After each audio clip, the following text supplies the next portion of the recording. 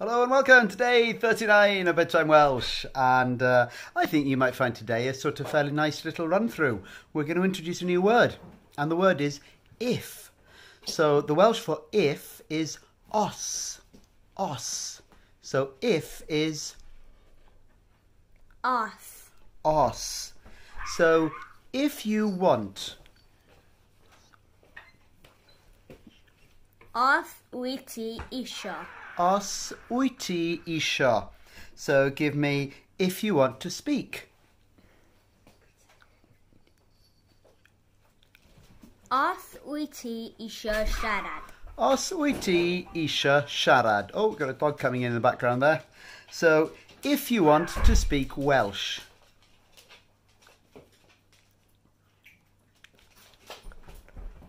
Os wyt ti isio siarad Cymraeg. Os wyt ti isio siarad Cymraeg. So, how about if you want to speak Welsh with me?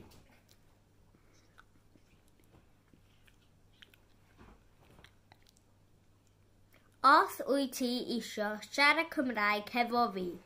Da iawn. Os wyt ti isio siarad Cymraeg efo fi. And to finish for today, if you're speaking. Can you figure that one out? If you're speaking.